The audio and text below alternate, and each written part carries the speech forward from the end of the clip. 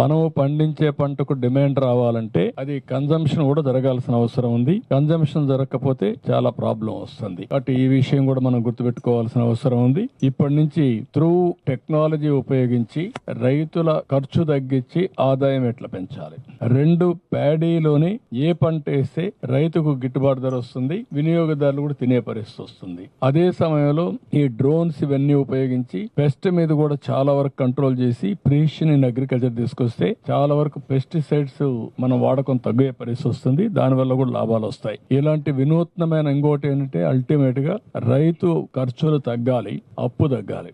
Highest debt ఉండే రాష్ట్రం ఆంధ్రప్రదేశ్ రాష్ట్రం. ఒకవేళ రైతులందరూ కన్జంప్షన్ కూడా తీసుకోవచ్చు, ఒక వ్యవసాయానికే కాకుండా కన్జంప్షన్ లోన్స్ కానీ అదర్ పర్పస్ తీసుకోవచ్చు, కానీ ఇంత అప్పు ఉండడం కరెక్ట్ కాదు. పోయినసారి నేను చూశాను, ఆ ఊర్లో రైతుతో మాట్లాడితే ఒకటే చెప్పారు. వాళ్ళ అనుభవం ఏంటంటే పోయిన సంవత్సరం వర్షాలు పడ్డాయి. వర్షాలు పడిన తర్వాత ఆ పంట చేలల్లోనే కుళ్ళిపోయింది, మగ్గిపోయింది. దానికి డ్రైన్స్ రిపేర్లు చేయలేదు. ఎప్పుడైతే డ్రైన్స్ చేయలేదో డ్రైన్స్ లో నీళ్లన్నీ పోవాల్సిన నీళ్లు డ్రైన్ అవుట్ కాలేదు, పొలాల్లో ఉండిపోయినాయి. పంట వచ్చింది, అక్కడి నుంచి మొత్తం పంట పడిపోయింది, దెబ్బతినే పరిస్థితికి వచ్చారు.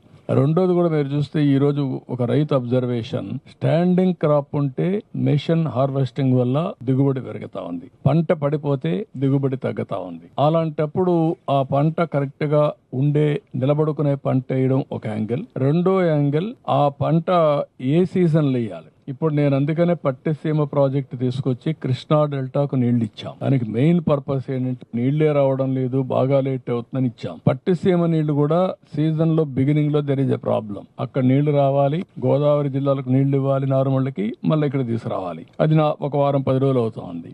దీనికోసం ఇప్పుడు ఆలోచించింది ఏంటంటే పులిచెంత పెట్టుకుని మేము మేలోనూ నీళ్లు ఇచ్చి జూన్ లోని వీళ్ళు నార్మల్ వేసుకోగలుగుతారా. జూన్ లో వేసుకుంటే ఇంకా అర్లీగా వస్తుంది, సైక్లోన్ మీద పడకుండా పంటలు వచ్చే పరిస్థితి వస్తుంది. ఇవన్నీ కూడా రైతాంగంలో తరో డిబేట్ జరగాల్సిన అవసరం ఉంది, చర్చ జరగాల్సిన అవసరం ఉంది. రైతులందరినీ ఇన్వాల్వ్ చేస్తాం. 5-6 నెలలు ఇన్వాల్వ్ చేసి లాభసాటిగా ఏ పంటలు వేస్తే ఆదాయం వస్తుంది, ఆ పంటల్ని ఏ విధంగా వేయాలి, మార్కెటింగ్ ఏ విధంగా ఇవ్వాలి. అదే మాదిరిగా మళ్ళీ ఫార్వర్డ్ బ్యాక్వర్డ్ ఇంటిగ్రేషన్ లో పంట వేసినప్పటి నుంచి హార్వెస్టింగ్ వరకు మార్కెటింగ్ వరకు ఏం చేయాలి, ఈ ఎక్సర్సైజ్లన్నీ చేస్తాం. చేసి వ్యవసాయాన్ని ఏ విధంగా ఆదుకోవాలని ఆదుకుంటాం.